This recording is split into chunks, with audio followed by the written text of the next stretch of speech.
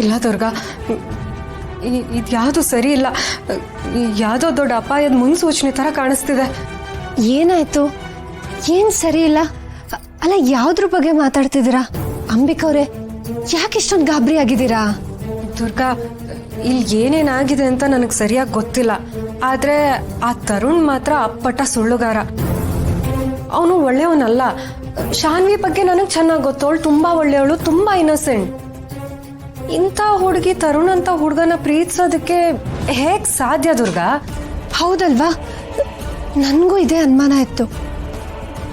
ಇದ್ಕಿದ್ದಾಗೆ ಶಾನ್ವಿ ತರುಣ್ನ ಮದ್ವೆ ಆಗ್ತೀನಿ ಅಂತ ಹಠ ಹಿಡಿಯೋದಕ್ಕೆ ಹೇಗ್ ಸಾಧ್ಯ? ನಂಗೊಂದು ಅರ್ಥನೇ ಆಗ್ತಿಲ್ಲ. ಶಾನ್ವಿ ಮನ್ಸನ್ನ ಕೆಡ್ಸೋದಕ್ಕೆ ತರುಣ್ ಏನಾದ್ರೂ ಮಾಡಿರ್ಬೇಕು ದುರ್ಗಾ. ಇಮೋಷನಲ್ ಬ್ಲ್ಯಾಕ್ ಮೇಲ್ ಮಾಡಿರೋದಕ್ಕೂ ಸಾಧ್ಯತೆ ಇದೆ. ದುರ್ಗಾ, ತರುಣ್ ಏನೋ ಪ್ಲಾನ್ ಮಾಡಿದಾನೆ. ಅಂಬಿಕವ್ರೆ, ನೀವ್ ಹೇಳ್ತಿರೋದು ಸರಿ ಅನ್ಸ್ತಿದೆ. ಶಾನ್ವಿಗೆ ತರುಣ್ ಅಂದ್ರೆ ಮೊದ್ಲಿಂದನೂ ಇಷ್ಟ ಇರ್ಲಿಲ್ಲ. ಆದ್ರೆ ಇವಾಗ ಇದ್ಕಿದ್ದಾಗೆ ಅವ್ರ ಅಪ್ಪ ಹತ್ರ ಹೋಗಿ ನಾನ್ ಮದ್ವೆ ಆದ್ರೆ ತರುಣ್ನೇ ಮದ್ವೆ ಆಗೋದು ಅಂತ ಹಠ ಹಿಡ್ದಿದ್ದಾಳೆ ಅಂದ್ರೆ ಇದ್ರಲ್ಲಿ ಏನೋ ಒಂದ್ ಮರ್ಮ ಇದೆ. ಶಾನ್ವಿ ಮುಗ್ಧತೆನ ತರುಣ್ ತನ್ನ ಲಾಭಕ್ಕೆ ಬಳಸ್ಕೊತಿದ್ದಾನೆ ಅಂತ ನಂಗೆ ಅನ್ಸ್ತಿದೆ. ಹುಷಾರಾಗಿರ್ಬೇಕು ದುರ್ಗಾ. ತರುಣ್ ಈ ಮನೆಗೆ ಅಳಿಯನಾಗೋದು ಪ್ರೀತಿಗಲ್ಲ. ಇದ್ರ ಹಿಂದೆ ಯಾವುದೋ ಒಂದು ದೊಡ್ಡ ಉದ್ದೇಶ ಇದೆ. ಶಾನ್ವಿನ ಮದುವೆ ಮಾಡ್ಕೊಂಡು ಅವಳ ಜೀವನನ ಹಾಳು ಮಾಡೋದನ್ನ ನಾವು ತಡಿಬೇಕು ದುರ್ಗಾ.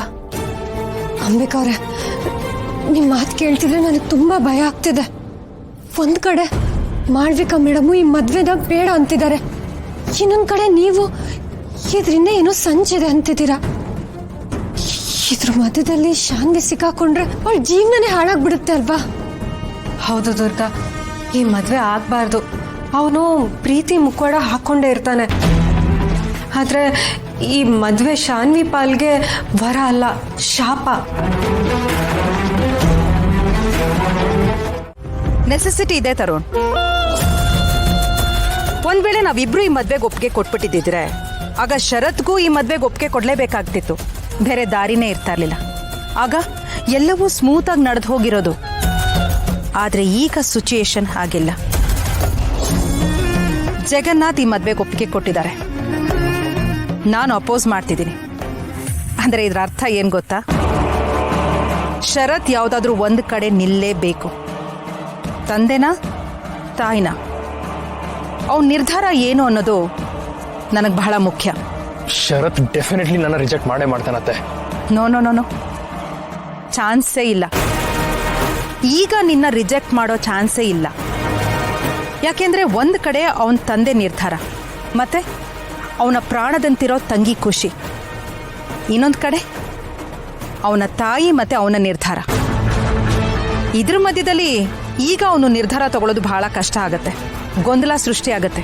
ಅವನು ಯಾವುದೇ ಥರ ನಿರ್ಧಾರ ತಗೊಂಡ್ರೂ ಮನಸ್ಸುಗಳು ಒಡೆಯುತ್ತೆ, ಅಶಾಂತಿ ಸೃಷ್ಟಿ ಆಗತ್ತೆ, ಮನೆ ಎರಡು ಭಾಗ ಆಗತ್ತೆ. ಅದೇ ನನಗೆ ಅರ್ಥ ಆಗ್ತಿಲ್ಲ ಅತ್ತೆ.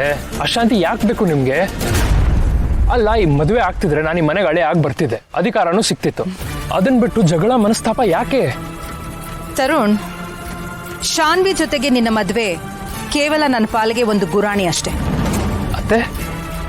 ಎಸ್ ತರುಣ್, ನನ್ನ ಅಸಲಿ ಯುದ್ಧನೇ ಬೇರೆ ಇದೆ. ಜನರನ್ನ ಗೊಂಬೆ ತರ ಯಾವಾಗ ಆಡಿಸ್ಬೋದು ಗೊತ್ತಾ? ಕುಟುಂಬದಲ್ಲಿ ಗೊಂದಲ ಸೃಷ್ಟಿ ಆದಾಗ, ಜನರು ನೆಮ್ಮದಿಯನ್ನ ಕಳ್ಕೊಂಡು ಮಾನಸಿಕವಾಗಿ ಕುಗ್ಗದಾಗ ನಮಗೆ ಹೇಗ್ ಬೇಕೋ ಹಾಗೆ ಆಟ ಆಡಿಸೋದು ಬಹಳ ಸುಲಭ ಆಗತ್ತೆ. ಹಾಗಾದ್ರೆ ನಿಮ್ಗೆ ನಿಜವಾಗ್ಲೂ ಏನ್ ಬೇಕು ಅತ್ತೆ? ನಿಮ್ ಗುರಿ ಏನು? ಅದು ನಿನಗೆ ಬೇಡದಿರೋ ವಿಷಯ. ಅದನ್ನ ಕೇಳಿಸ್ಕೊಳ್ಳೋ ಶಕ್ತಿನೂ ನಿನಗಿಲ್ಲ, ತಿಳಿಸೋ ಅಗತ್ಯನೂ ನನಗಿಲ್ಲ. ನೆನ್ಪಿಟ್ಕೋ ತರುಣ್, ನಿನಗೆ ಬೇಕಾದ್ದು ನಿನಗೆ ಸಿಗತ್ತೆ, ನನಗೆ ಬೇಕಾದ್ದು ನನಗೆ ಸಿಗತ್ತೆ. ಜಾಸ್ತಿ ರಿಯಾಕ್ಟ್ ಮಾಡೋದಕ್ಕೆ ಹೋಗಬೇಡ. ನಾನು ಹೇಳಿದಷ್ಟು ಕೆಲಸ ಮಾಡು. ಓಕೆ? ಓಕೆ ಅತ್ತೆ. ಗುಡ್.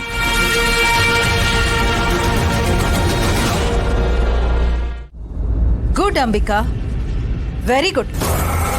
ನಾನು ಅಂದ್ಕೊಂಡಿದ್ದಕ್ಕಿಂತ ಹೆಚ್ಚಾಗಿ ನೀನು ದುರ್ಗನ್ ಮನಸ್ಸನ್ನ ನೋಯಿಸಿದ್ಯಾ.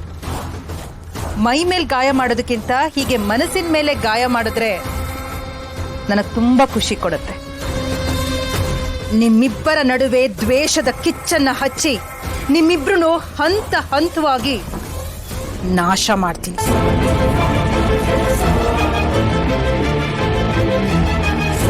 ನೀನ್ ಯಾವತ್ತಿದ್ರೂ ನನ್ನ ನೆರಳಿನ ಕೆಳಗಡೆ ಇರ್ಬೇಕೇ ಹೊರತು ನನ್ನ ಸ್ಥಾನ ತುಂಬೋದಕ್ಕೆ ನಿನ್ಗೆ ಅರ್ಹತೆ ಇಲ್ಲ.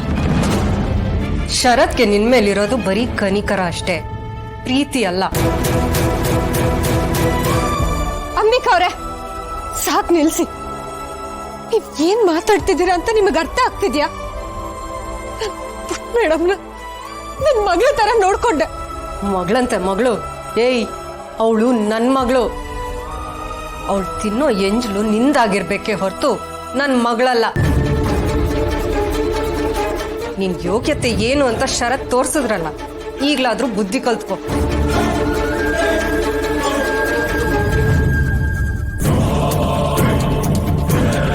ಹೋಗೆ ಹೋಗು. ನೀನ್ ಈ ಮನೆಗೆ ಯೋಗ್ಯಳಲ್ಲ. ಈ ಜನ್ಮದಲ್ಲಿ ಶರತ್ನ ಗಂಡನಾಗ್ ಪಡೆಯೋದಕ್ಕೆ ಸಾಧ್ಯನೇ ಇಲ್ಲ.